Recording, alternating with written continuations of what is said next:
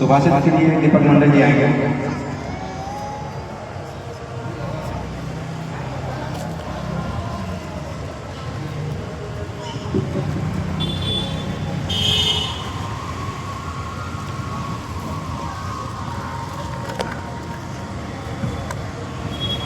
संस्कृत में 2 पंक्ति का श्लोक है। विदिशा शास्त्रत शक्ति विरयण शास्त्र शस्त्रत धन संबंध दीप्ते शक्ति सर्वस्य संगत। इसका भावार्थ है विद्वान लोग शास्त्रों से शक्ति प्राप्त करते हैं, लेकिन वीर लोग शस्त्र के माध्यम से शक्ति को प्राप्त करते हैं। अन्य लोग धन और श्रम से शक्ति को प्राप्त करते हैं, परंतु संगठन के द्वारा यह शक्ति सभी को प्राप्त होती है।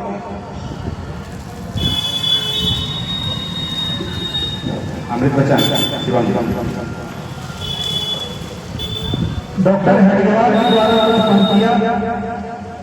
शक्ति केवल सेना या शस्त्रों में ही नहीं, बल्कि सेना का निर्माण जिस समाज में होता है, वह समाज जितना राष्ट्र प्रेमी, नीतिमान और चरित्र संपन्न होगा, उतना ही मात्रा में वह शक्तिमान होगा।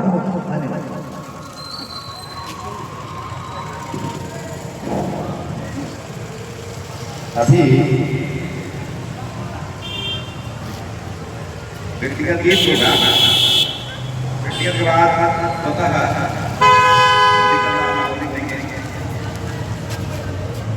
व्यक्तिगत के लिए जितने जी आएंगे।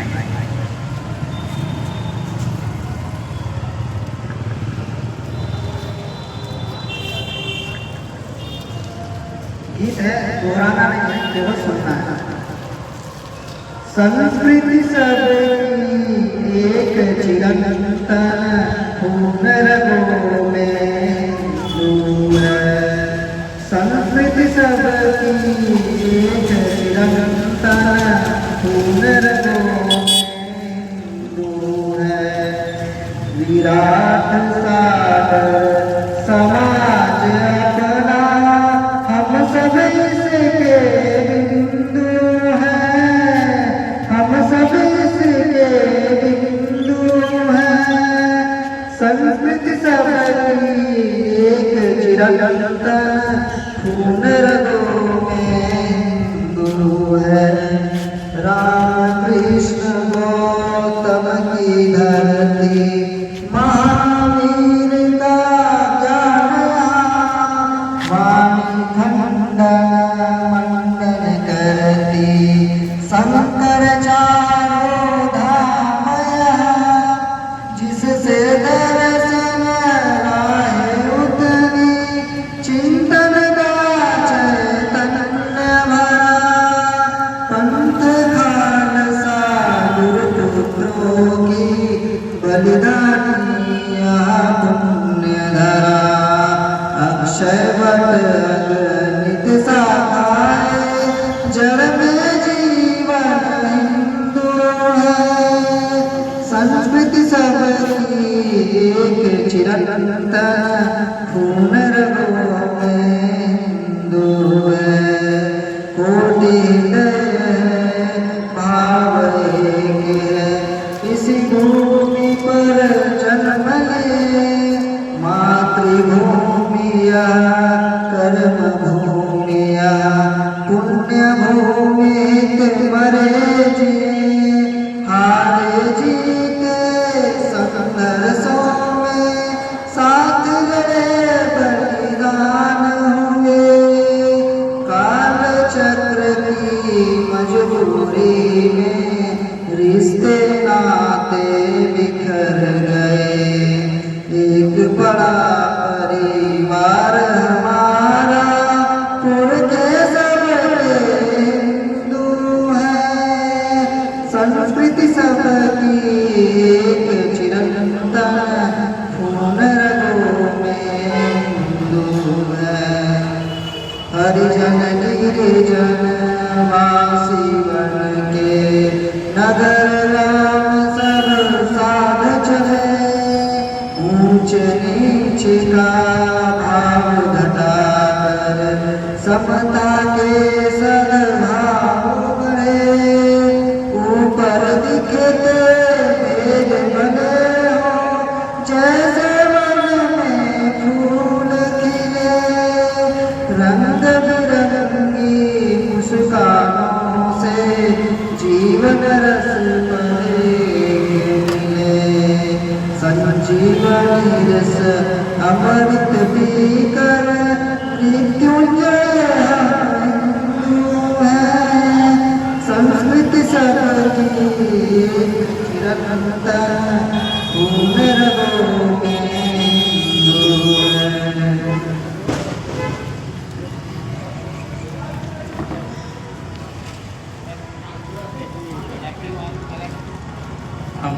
परम पवित्र भगवान माँ भारती के श्री चरणों में नमन करते हुए इस गोविंदपुर खंड के अग्रसेन भवन में आज हम सभी स्वयंसेवक विजयदशमी उत्सव मना रहे हैं।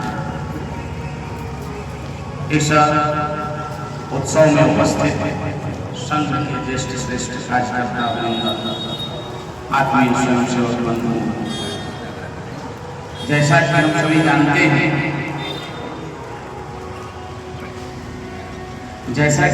जानते हैं कि राष्ट्रीय स्वयंसेवक संघ का 100 वर्ष पूरा होने के बाद आज की विजयादशमी, इस वर्ष की विजयादशमी से संघ 100 वर्ष पूर्ण करने के लिए जा रहा है, यानी 100 वर्ष में यह प्रवेश।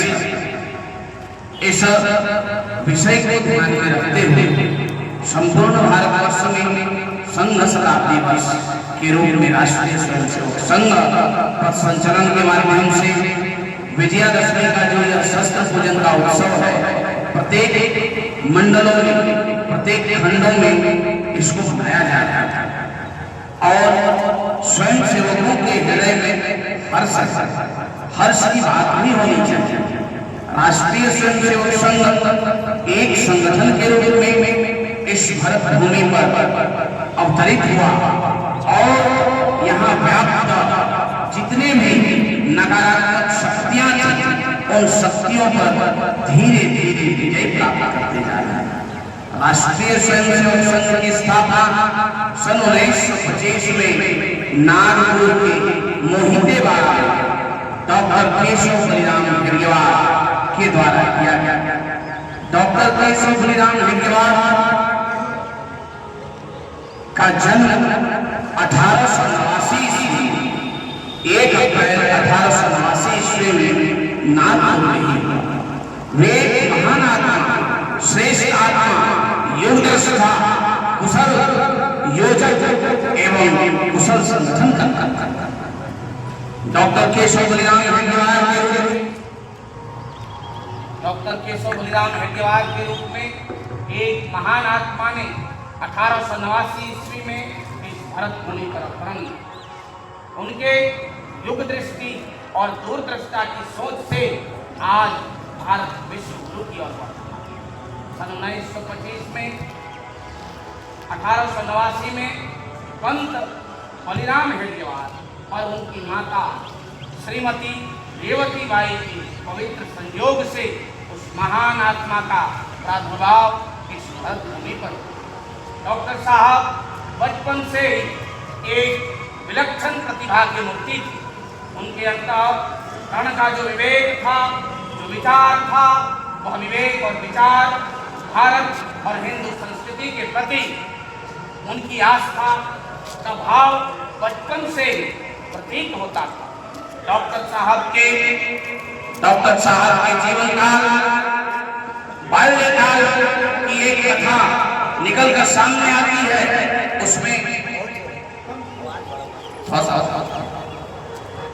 उसमें डॉक्टर साहब का उम्र 8 वर्ष या 7 वर्ष का था। वे नागपुर के नील सिटी विद्यालय में अध्ययन के माध्यम से विद्या का अध्ययन करता था। वह नील सिटी जो विद्यालय था, ईस्ट इंडिया कंपनी के एनजीओ के माध्यम से चलाया जाता था। वहां पर भारतीय गतिविधि पर पूर्ण रूप से बैन लगा हुआ था। आप वंदे मातरम का उद्घोष नहीं कर सकते, आप हिंदू संस्कृति के अनुसार देवी देवताओं के ऊपर का नारा नहीं दे सकते, जय घोष नहीं लगा सकते। इस प्रकार का नीति और नियम विषयों पर बड़ी चिंता होती। वह छोटा सा नन्हा सा बालक इन विषयों को खत्म करने के लिए, इन विषयों का समूल नाश करने के लिए हमेशा विचार करते थे।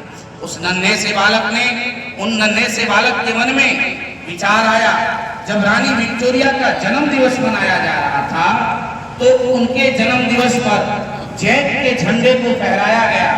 वहां नागपुर में राजा का किला था, उस किले के ऊपर जैक का झंडा फहराया गया। डॉक्टर केशव बलिराम हेडगेवार चूंकि अपने संस्कृति और अपनी सभ्यता से अवगत थे, उनके घरों में भारतीय संस्कृति, हिंदू पवित्र सनातन धर्म की चर्चाएं की जाती थी। उनके पिता पंत बलिराम हेडगेवार एक वेद पाठी ब्राह्मण थे। पुरोहित्य के माध्यम से वे पूजा पाठ करके अपना जीवन यापन करते थे। तो घर के संस्कार से उन्हें पता था कि इस भरत भूमि का पवित्र ध्वज भगवा ध्वज है। इस किले में जब अपना शासन था, अपने हिंदू राजाओं का शासन था, तो यहाँ भगवा ध्वज फहराया जाता था। आज कितने ही कष्ट की बात है कि रानी विक्टोरिया हमारे देश की नहीं, लेकिन उनके जन्म दिवस पर आज इस भगवा ध्वज को न फहराकर जैक का झंडा इस किले से फहराया जा रहा है। इस झंडा को किस प्रकार से नीचे काट कर गिराया जाए, इस प्रकार की योजना वह 8 साल का बालक बनाने लगा और अपने घर से लेकर उस किले तक जमीन के नीचे सुरंग खोदा और अपने मित्रों के साथ उस सुरंग के अंदर जाकर उस जैक के ध्वज को गिराकर उस पर भगवा ध्वज लहरा दिया। इस प्रकार के बाल्यकाल से ही क्रांतिकारी प्रवृत्ति के भारत भक्त उस केशव बलिराम हेडगेवार के द्वारा इस महान संगठन राष्ट्रीय स्वयंसेवक संघ की स्थापना की गई, जो आज सतत 100 वर्षों की ओर बढ़ता जा रहा है। इस 100 वर्षों के कार्यकाल में इस संघ के बहुत सारी कथाएं हैं, बहुत सारी कहानियां हैं, जिसको संघ ने देखा, झेला और उस पर विजय प्राप्त किया। इन 100 साल में कई बार संघ पर प्रतिबंध लगाया गया। डॉक्टर केशव बलिराम हेडगेवार सन 1925 में संघ की स्थापना करने के उपरांत संपूर्ण भारतवर्ष में हिंदुत्व और आरएसएस की जो मूल विचारधारा है, इसका प्रचार प्रसार प्रचारकों और स्वयंसेवकों के माध्यम से करने लगे। डॉक्टर साहब के विद्यार्थी जीवन से प्रसंग निकल कर आता है कि वे नागपुर के विद्यालय से जब मैट्रिक की परीक्षा उत्तीर्ण किए, उसके उपरांत वे डॉक्टर की पढ़ाई करने के लिए कलकत्ता चले गए सन 1910 में। उन्होंने 1917 में डिग्री प्राप्त की, डॉक्टरेट की और नागपुर लौट आए। किंतु जब वे एमबीबीएस के, उस समय कुछ दूसरा नाम था, जो डिग्री ले रहे थे डॉक्टरेट की, उसी समय 1910 से 1917 के बीच एक अनुशीलन समिति नाम का क्रांतिकारी संगठन कलकत्ता में चलता था। उस संगठन से डॉक्टर साहब जुड़े और डॉक्टरेट की उपाधि लेने के क्रम में वे क्रांतिकारी गतिविधियों में सक्रिय हो गए। रिवाल्वर, बम, पिस्तौल इत्यादि नागपुर से कलकत्ता, कलकत्ता से उत्तर प्रदेश, इस तरह से वे विद्यार्थी जीवन में ही लाया करते थे।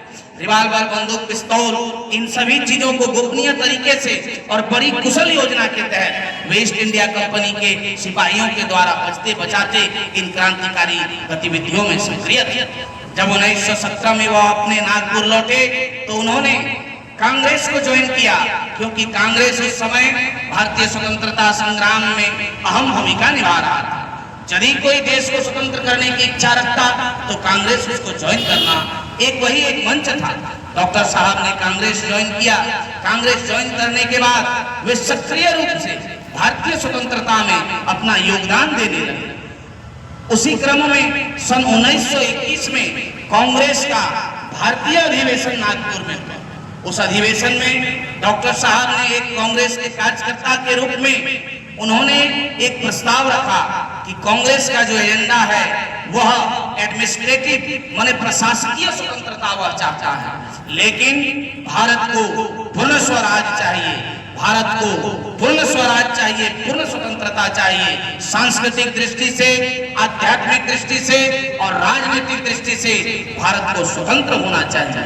यह जब विषय उन्होंने उस अधिवेशन में रखा तो उनके विषय को नकार दिया गया, किसी ने उनके बातों पर ध्यान नहीं दिया। डॉक्टर साहब इससे आच्छादित हुए, लेकिन वे स्वतंत्रता संग्राम के गतिविधियों में सक्रिय रहे। वे स्वतंत्रता संग्राम की गतिविधियों में जेल भी गए। जेल में वे 1 वर्ष रहे। जब वे जेल से निकले तो काफी लोकप्रिय हो गए। लोकप्रिय होने के उपरांत जब उनकी रिहाई हुई तो उनके रिहाई पर नहीं, हाँ ठीक है, वो काफी लोकप्रिय हो गए। लेकिन उसी समय एक खिलाफत आंदोलन चला। खिलाफत आंदोलन चला उस समय तुर्की के सुल्तान को गद्दी से उतार दिया गया। जब तुर्की के सुल्तान को गद्दी से उतार दिया गया तो भारत अथवा संपूर्ण विश्व में जो मुसलमान कम्युनिटी थी, उन्होंने विद्रोह कर दिया कि तुर्की में क्यों सुल्तान को उतार दिया गया, उनके खलीफा के पद को क्यों छीन लिया गया। इसके आक्रोश में वे भारत में नरसंहार करने लगे। उन नरसंहार के माध्यम से वे हिंदुओं पर भी संहार करने लगे। तब डॉक्टर साहब ने यह देखा और उनको विचित्र लगा ये किस प्रकार की दोहरी नीति है, अपने ही लोगों को मार रहे हैं।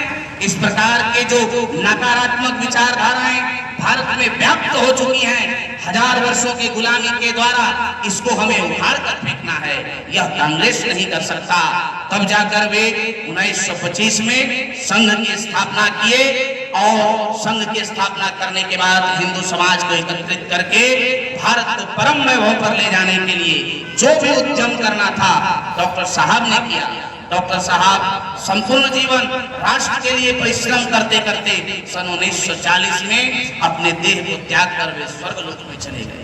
1940 के उपरांत राष्ट्रीय स्वयंसेवक संघ के द्वितीय सरसंघचालक सदाशिवराव माधवराव गोरवलकर 1940 के उपरांत वे राष्ट्रीय स्वयंसेवक संघ के सरसंघचालक बने। वे 1940 से 1973 तक राष्ट्रीय स्वयंसेवक संघ के सरसंघचालक बने।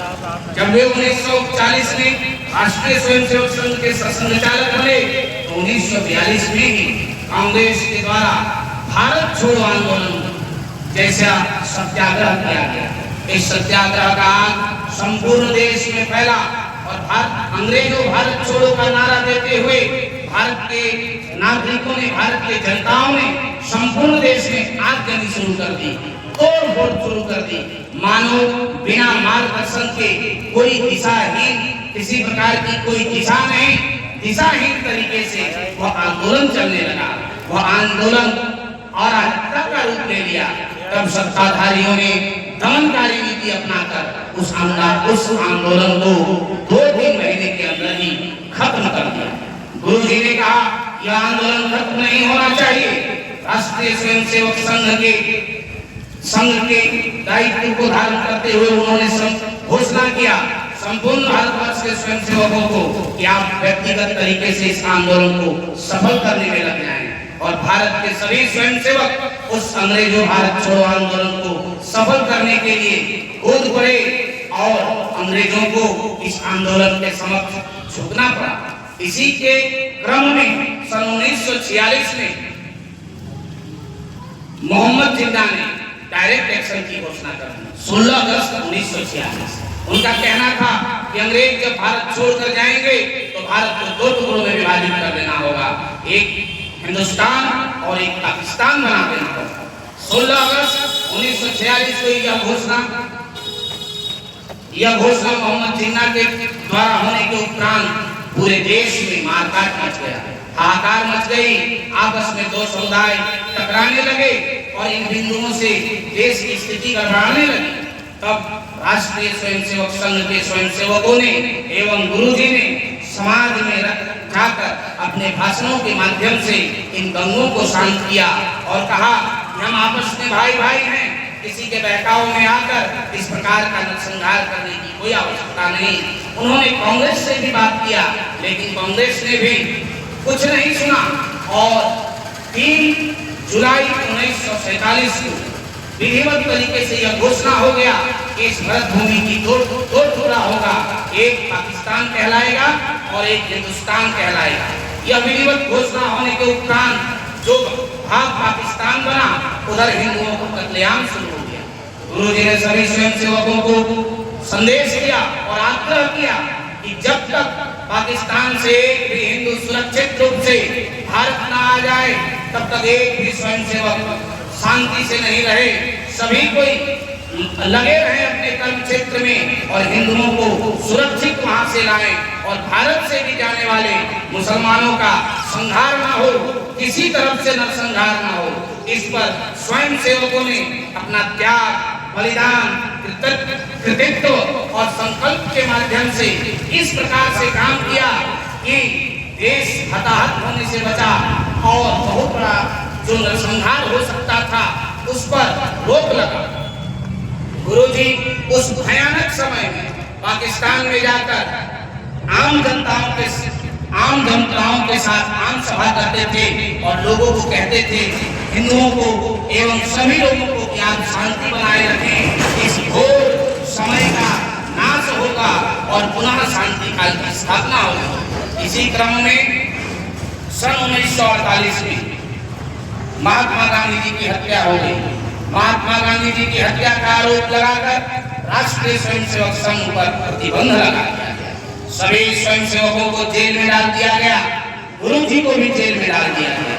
गुरुजी ने जेल से ही पत्रकारिता के माध्यम से तत्कालीन भारत सरकार को यह बताया कि आप जो हमारे ऊपर आरोप लगाए हैं, तत्काल उस आरोप को सिद्ध करें, अन्यथा राष्ट्रीय स्वयंसेवक संघ के ऊपर से प्रतिबंध मुक्त करें। यह जब बात निकलकर पत्रकारिता के माध्यम से शासन प्रशासन को पता चला, फिर भी शासन प्रशासन के कान में किसी प्रकार का कोई चूक नहीं रहेगा। सरदार वल्लभ भाई पटेल 26 फरवरी 1948 को पंडित जी को पत्र लिखते हैं और उस पत्र में वे कहते हैं तत्कालीन प्रधानमंत्री नेहरू जी को कि मैंने स्वयं से इन्वेस्टिगेशन किया है और गांधी जी के जो हत्यारे हैं उनको पकड़ लिया गया है। उनमें से एक भी हत्यारा राष्ट्रीय स्वयंसेवक संघ का स्वयंसेवक नहीं है, इसलिए आप प्रतिबंध तत्काल हटा दें।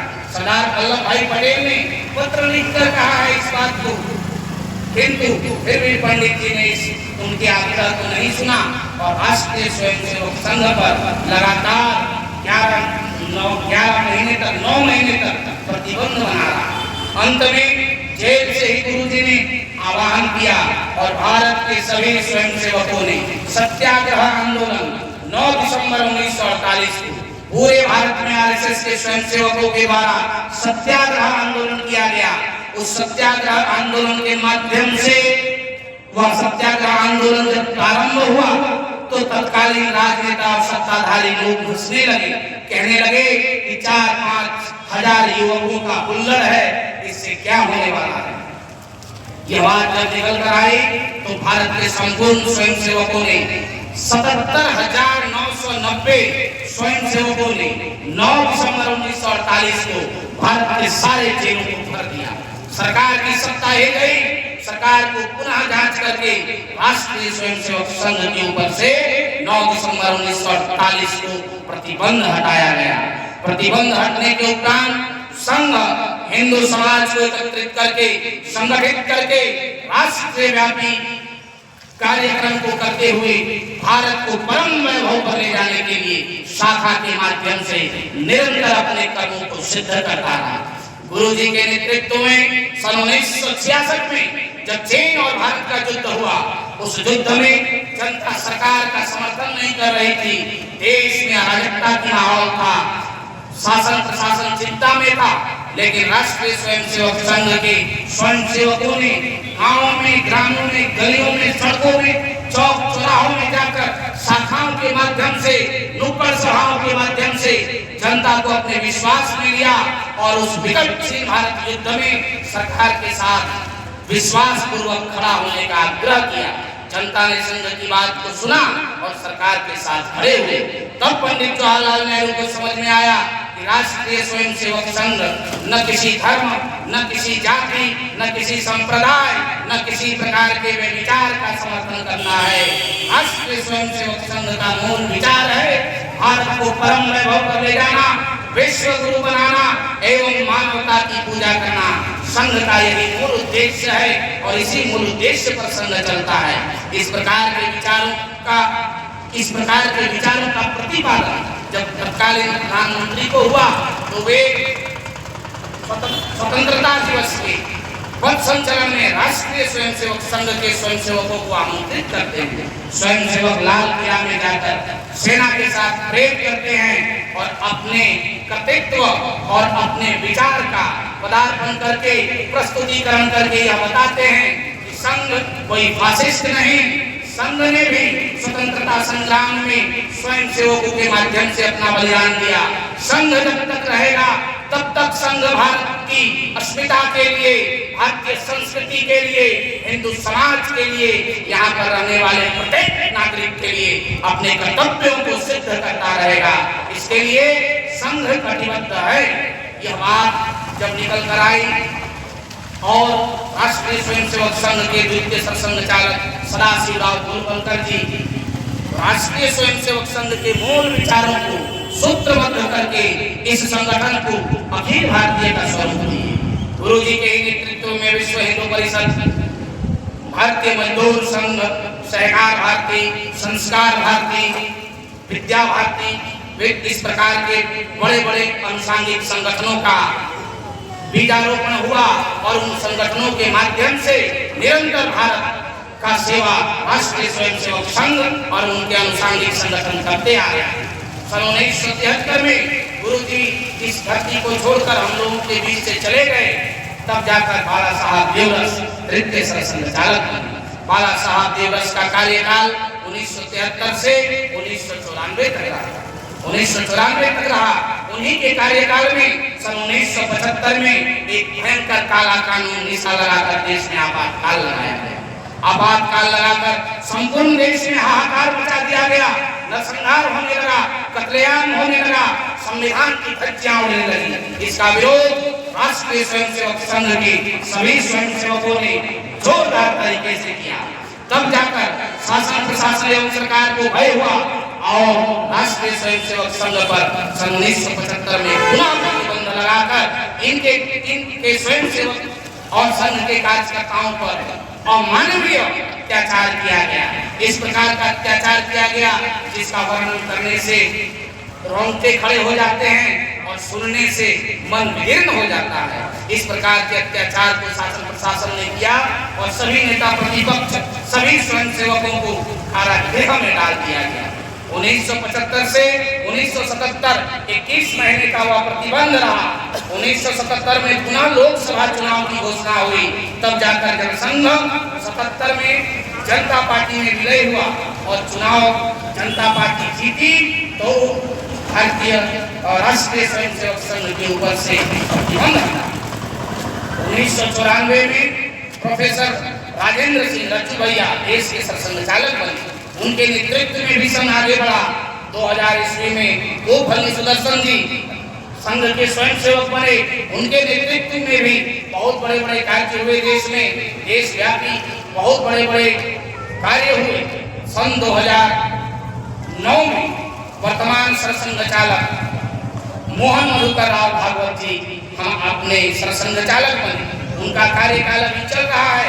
उनके कार्यकाल में हम देख सकते हैं स्वयंसेवकों की निस्वार्थ परिश्रम, उनका कठिन तपस्या, संघ के अनुसांगिक संगठनों का समर्पण तथा संघ के स्वयंसेवकों का वह त्याग, वह बलिदान जो आज हम सबों के समक्ष है। आज आप देख सकते हैं कि एनआरसी लाकर देश में जो घुसपैठिए हैं उनको पहचाना जा रहा है। सीएए के द्वारा सभी प्रकार के नराधम और नराशक्तियों को चिन्हित करके देश से बाहर भगाया जा रहा है। आप देख सकते हैं कि धारा 370 को हटाकर जम्मू कश्मीर जो भारत का अभिन्न अंग है उसे पुनः अभिन्न अंग बनाया गया। देश में शांति काल चल रहा है। अगर देश विरोधी कोई भी ताकत सर उठाने का प्रयास करता है तो उनके सर को अविलंब कुचल दिया जाता है। इस प्रकार का संवैधानिक शक्ति, इस प्रकार की राष्ट्र शक्ति शासन प्रशासन को यदि कभी से प्राप्त होती है तो उसका मूल सूत्र है राष्ट्रीय स्वयंसेवक संघ का समर्पण, त्याग और उसका बलिदान। आज हम सभी इसी संघ के जीवन का जो यात्रा है उसी के क्रम में आज संघ 100 वर्ष पूरा कर रहा है। उसी 100 वर्ष के क्रम में आज हम शस्त्र पूजन करके शक्ति की उपासना कर रहे हैं और शक्ति की उपासना करके माँ भगवती दुर्गा से शक्ति प्रदान, शक्ति प्राप्त करने की याचना करते हुए हम भारत को स्वर्णिम युग की ओर ले जाने का संकल्प ले रहे हैं। कहा गया है अश्वम नैव गजम नैव सिंहम नैव च नैव च अजातृतम बलिंद्या देवो दुर्बलः। घोड़े की नहीं, हाथी की नहीं, सिंह की तो बिल्कुल ही नहीं, बलि बकरे के बच्चे की दी जाती है। इसलिए कमजोर बनकर हिंदू समाज को नहीं रहना, कमजोर बनकर भारतीय समाज को नहीं रहना। शक्ति की आराधना करते हुए शाखाओं के माध्यम से सशक्त समाज खड़ा करके पुनः मानवता की पूजा करने वाला एक ऐसा समाज हमें भारत में खड़ा करके देना है जो आज संपूर्ण विश्व भारत की ओर देख रहा है और इसका पूर्ण करने का दायित्व संघ के स्वयंसेवक पर सबसे ज्यादा है। इसलिए आज हम सभी प्रतिज्ञा करते हुए स्वयंसेवकों को तैयार करें और अपने मंत्र को सिद्ध करें। आमंत्रम अक्षरम नास्ति नास्ति वन्मूलोसरम अयोग्यः पुरुषो अस्ति यो जगस्य तत्र दुर्लभः। कोई भी ऐसा अक्षर नहीं जिसका मंत्र नहीं बनता, कोई भी ऐसी वनस्पति नहीं जिसकी औषधि नहीं बनाई जा सकती, कोई भी ऐसा व्यक्ति नहीं है जिसके भगवान ने किसी प्रकार का गुण न दिया हो। उन्हीं गुणों को खोजकर संघ शाखाओं के माध्यम से नित्य प्रतिदिन हृदयवार तैयार कर रहा है और यही हृदयवार भारत को विश्व गुरु की ओर ले जाएगा। इन्हीं चंद शब्दों के साथ मैं अपनी वाणी को विराम देता हूँ। भारत माता की जय।